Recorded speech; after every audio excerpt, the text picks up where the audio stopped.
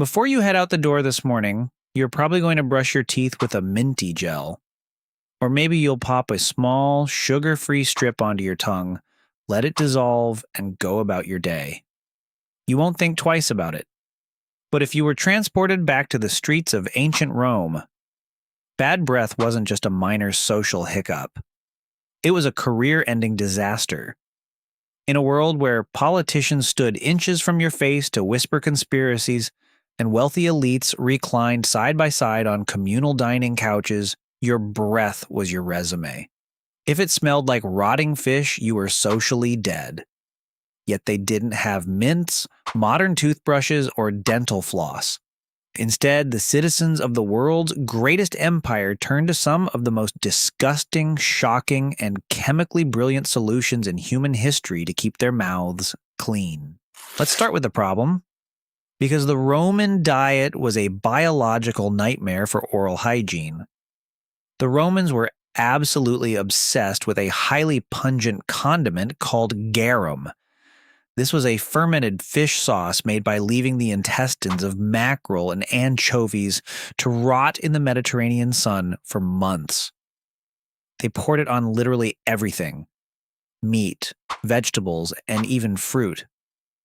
Imagine a city of 1 million people all packed into tight, unventilated stone plazas, breathing fermented fish rot directly into each other's faces. To make matters worse, early Roman dentistry was practically non-existent.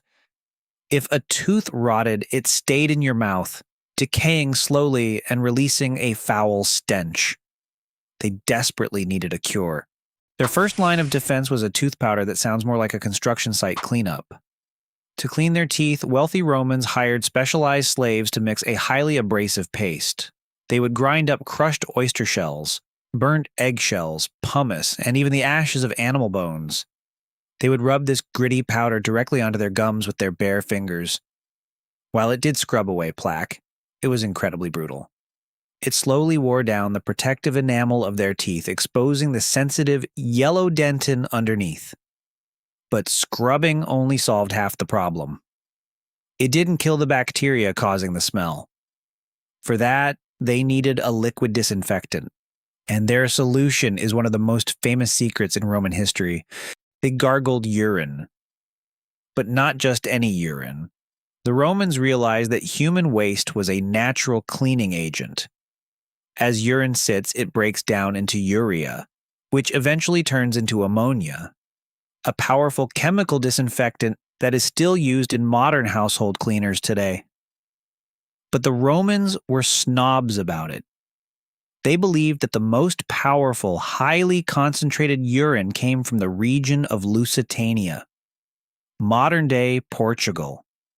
They literally imported barrels of Portuguese urine across the Mediterranean.